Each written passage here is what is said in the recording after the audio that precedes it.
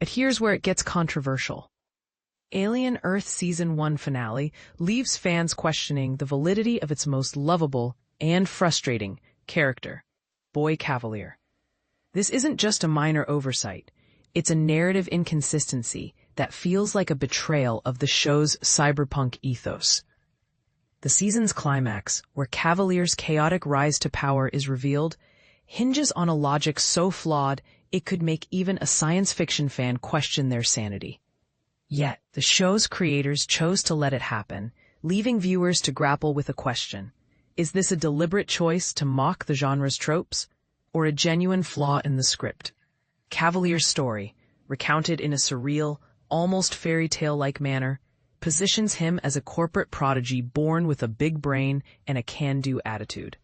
But how does a child, barely old enough to attend school, build an empire that controls 1/5 of the planet?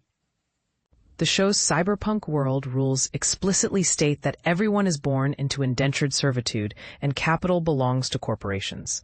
Yet Kavalier's rise seems to defy these laws, as if the show's writers are intentionally ignoring the very principles they've built their universe on.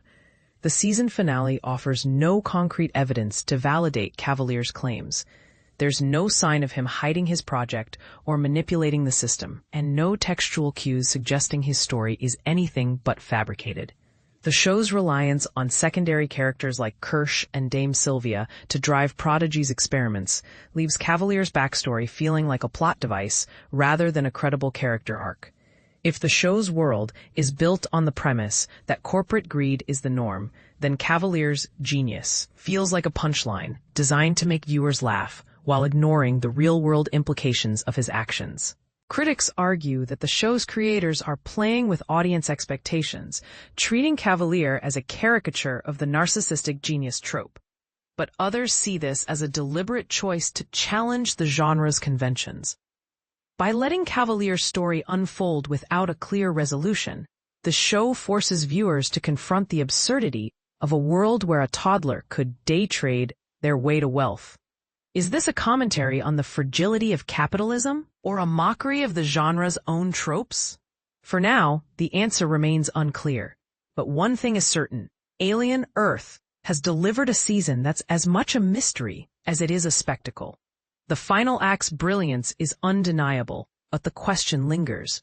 Was Kavalier's story a setup for a twist, or a cruel joke on the audience?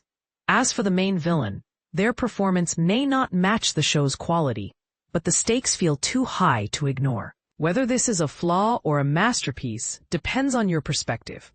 But one thing is clear: the show's greatest strength lies in its ability to blur the line between reality and fiction, leaving fans to wonder if the aliens are just the beginning.